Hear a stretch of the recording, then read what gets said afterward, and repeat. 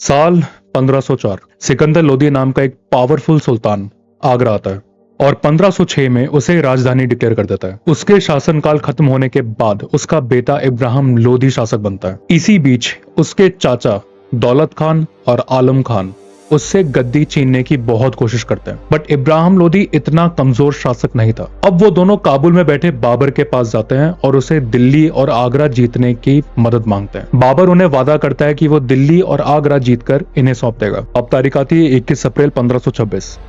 इब्राहिम लोदी और बाबर के बीच में घमासान लड़ाई होती है, जिसे हम सभी पानीपत की पहली लड़ाई के नाम से जानते हैं। इस जंग में इब्राहिम लोदी हार जाता है और बैटलफील्ड में ही मारा जाता है। अब वादे के हिसाब से तो बाबर को दिल्ली और आगरा दौलत और आलम खान को देनी थी, लेकिन बाबर के मन में लालच आ जाता है, क्योंकि इतनी बड़ी जंग जीतने के बाद उसके हाथ में आता है बेशुमार खजाना और power.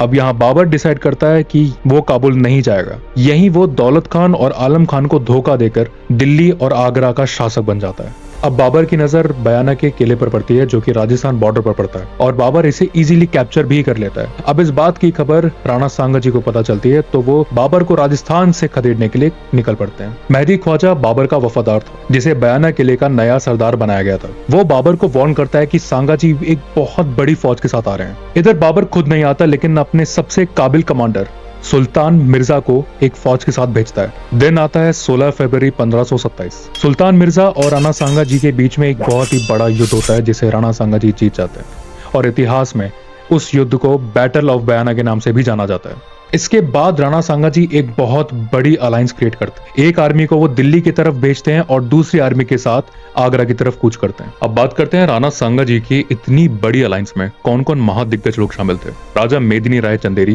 Raja Hasan Khan Mewati of Mewat, Mahmud Lodi Ibrahim Lodi का भाई, राव गंगाजी ऑफ मारवाड़, राजा कल्याणमल ऑफ बीकानेर, राजा रायमल, सलाहदी तंवर, खानजादे मुस्लिम्स और सिरोही जालोर और डूंगरपुर के राजा भी इस अलायंस में शामिल थे। अब इतनी बड़ी अलायंस में ऐसे दो नाम थे, सलाहदी तंवर और खानजादे मुस्लिम्स। इनकी बहादुरी के किस्से मैं इस वीडियो में आगे बताऊंगा। इन्होंने बीच जंग के अंदर कुछ ऐसा किया था जिसने पूरी जंग का रुख ही बदल दिया था। दिल्ली गई आर्मी ने वहां पर 200 गांवों पर अपना कब्जा जमा लिया था। अब यहाँ बाबर को पता चलता है कि सांगा अपनी आर्मी लेकर आगरा की तरफ बढ़ रहे हैं, तो वो खानवा में ही उन्हें रोकने का प्लान बनाता है। अब खानवा बयाना और आगरा के बीच एक जगह का नाम है। अब जंग के एक दिन पहले यानी 15 मार्च को बाबर अपनी सेना को बुलाता है और उन्हें मोटिवेट करता है, क्योंकि उसे पता चलता है कि सेना अभी जंग के लिए तैयार नहीं है। क्योंकि जब बाबर अपनी सेना को काबुल से हिंदुस्तान लेकर आता है, तो उन्हें औरतों और सोने चांदी का लालच देकर लाता है और अपना वादा निभाता भी है। अब मुस्लिम एम्परर्स और कमांडर्स की खूबी थी कि ये अपने दुश्मनों की पूरी हिस्ट्री निकालते थे और उसके बारे में पूरी जानकारी रखते थे। अब इन्हें पता चलता है कि इनका सामना एक ऐसे राजपूत योद्धा से, जिसकी एक आंख नहीं है, एक हाथ नहीं है, एक पैर नहीं है और शरीर पर कुल मिलाकर 80 घाव है। फिर भी वो योद्धा लड़ने का जज्बा रखता है और इसके आगे इससे लड़ने जो भी आता है वो जिंदा बचकर नहीं जाता। अब अपनी आर्मी का हौसला बढ़ाने के लिए बाबर और कई सारे वादे करता है और उन्हें जिहाद के लिए मोटिवेट करता है। बाबर हिंदुस्तान में पहला शासक था जो जंग में तोपे लेकर आया था। अब सवाल ये पैदा होता है कि बाबर के पास तोपे आई कहां से? तो देखिए, बाबर के कॉन्टैक्ट्स ऑटोमन एम्पायर से थे। जब उसने काबुल कैप्चर किया था तभी उसने तोपे एक्वायर कर ली थी। ऑटोमन्स उस टाइम दुनिया के सबसे एडवांस्ड आर्टिलरी एक्सपर्ट्स थे। बाबर के पास दो टॉप के एक्सपर्ट्स थे, उस्ताद अली कुली, मुस्तफा रूमी। इन्होंने बाबर को कैनन्स यूज करना और बैटलफील्ड में उन्हें सेटअप करना सिखाया था। अब दिन आता है 16 मार्च 1527। अब बैटल फॉर्मेशन राजपूतों की हमेशा से ही ओल्ड ट्रेडिशनल रही थी। फेस टू फेस वॉर करना ही राजपूत जानते थे, बट बाबर अपने साथ सिर्फ तोपे ही नहीं, वो एक ऐसी एडवांस्ड मिलिट्री टैक्टिकल फॉर्मेशन के साथ आया था जो राजपूतों ने पहले कभी नहीं देखी थी। जंग के दौरान राजपूतों की फॉर्मेशन कुछ ऐसी थी। बाबर ने अब सीधा तोपे चलाने का ऐलान कर दिया था। इतनी तेज आवाज और तोप गिरने के धमाके से कई सैनिक घायल हो गए। कई सैनिकों को पता ही नहीं चल पा रहा था कि उनके साथ आखिर हो क्या रहा है। तोप गिरने के धमाकों से राजपूतों के वॉर एलिफेंट्स पैनिक मोड में आ जाते हैं और अपने ही सैनिकों को कुचलना स्टार्ट कर देते हैं। अब इतनी बड़ी सेना में भगदड़ मचना कोई मामूली बात नहीं थी। जैसे जैसे अलग अलग सेनापति और राजा जंग में वीरगति को प्राप्त होते, वैसे ही उनकी सेना दूर हट जाती, क्योंकि उन्हें कमांड करने वाले वीरगति को प्राप्त हो चुके थे।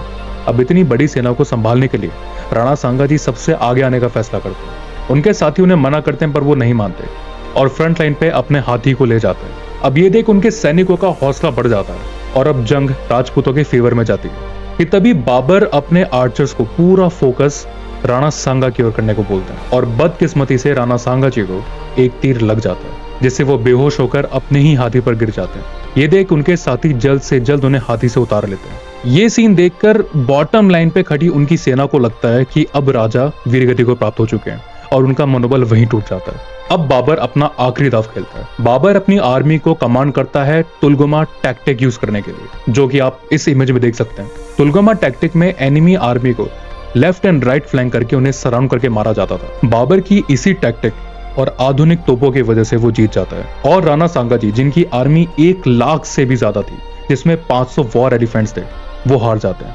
पर राणा सांगाजी की हार की वजह सिर्फ ये आधुनिक तोपें और तुलगुमा टैक्टिक नहीं थी। सबसे बड़ा घातक हमला किया था सलादी तमर और खानजादे मुस्लिम्स ने, जिन्होंने बीच जंग में ही अपनी अलायंस तोड़कर बाबर का साथ दिया। ये विश्वासघात ही राणा सांगाजी की हार की एक बड़ी वजह बनी। जंग के बाद राणा सांगाजी की आंख खुलती है बसवा में, जहां उन्हें अपने साथियों से पता चलता है कि वो जंग हार चुके हैं। अब राणा सांगाजी रणथंबोर की तरफ कूच करते हैं, जहां उन्हें पता चलता है कि बाबर चंदेरी की तरफ जा रहा है। अब चंदेरी के राजा मेदिनी राय ने अपना पूरा सहयोग दिया था राणा सांगाजी को। अब उनकी मदद करने के लिए राणा सांगाजी चंदेरी की ओर कूच करना चाहते थे, पर उनके साथी उन्हें ऐसा करने की सलाह नहीं देते, क्योंकि राणा सांगा घायल थे। भारी तादाद में उनके सैनिक मारे जा चुके थे और राणा सांगाजी के साथियों का मनोबल भी टूट चुका था। वो राणा सांगाजी को समझाते हैं कि बाबर के साथ जंग फिर कभी की जा सकती, ये सही वक्त नहीं है, पर सांगाजी नहीं मानते।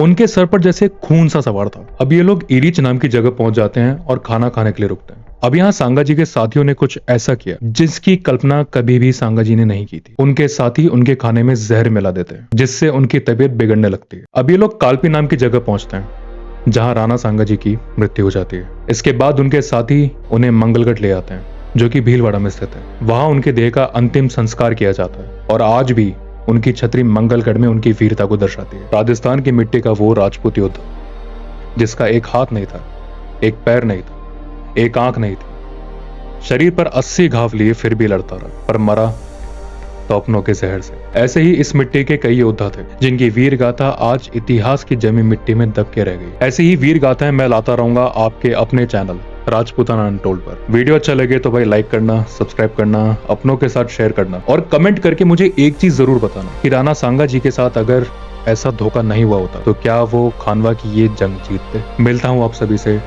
अगले योद्धा की वीर गाथा के साथ।